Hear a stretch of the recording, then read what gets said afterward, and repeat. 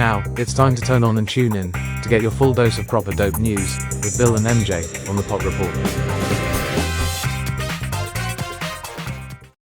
Tonight, we retell the story about the corporate dealers in sheep's clothing and how the sheep shield protects the Cannabis Tollway. In 2012, Sativex arrived wrapped in the soft wool of corporate respectability. A cannabis tincture, cold extracted, peppermint flavoured, and bottled, was presented as a breakthrough pharmaceutical solution. People couldn't see that Sativex was simply a weed spray with a barcode. Politicians couldn't see the contradiction of banning the plant while approving the extract. Doctors couldn't see the herbal pathway because the corporate tollway was the only sanctioned route. Meanwhile, the same preparation, a cold tincture, was illegal for everyone else. The plant was criminalised. The bottle was celebrated. The difference was the wrapper, not the chemistry.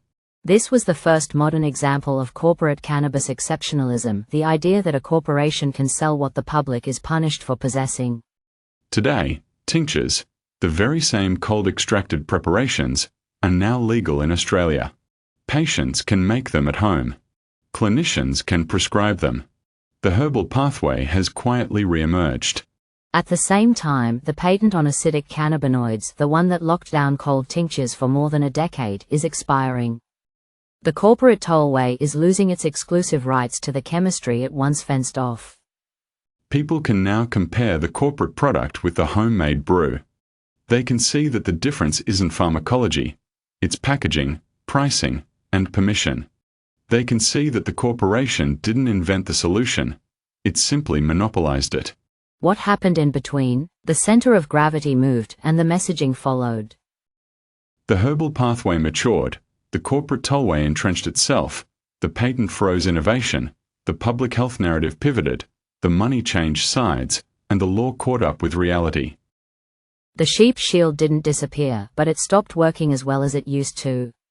Put simply, the Cannabis Tollway has always relied on structural invisibility. Hide the plant.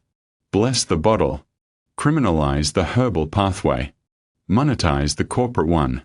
Block the public's forward vision. The sheep shield is the mechanism that makes this possible. It's the regulatory wool that disguises a simple truth. A corporation can sell what the people already know how to make. Sativex wasn't a breakthrough, it was a rebrand. The acidic cannabinoid patent wasn't innovation, it was enclosure. The corporate tollway wasn't about safety, it was to maintain exclusivity. And now, as tinctures become legal and the patent expires, the public can finally see the wolf behind the wool. When the sheep shield finally drops, the cannabis landscape will look very different.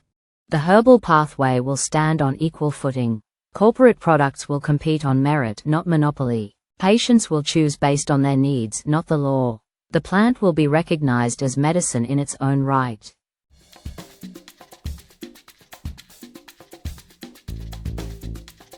You don't need a corporation to tell you what cannabis is. You don't need a sheep shield to interpret reality. You don't need a tollway to access a plant that has been medicine for millennia. And the wolf, stripped of its wool, stripped of its narrative, stripped of its excuses, will have to face the people in its birthday suit.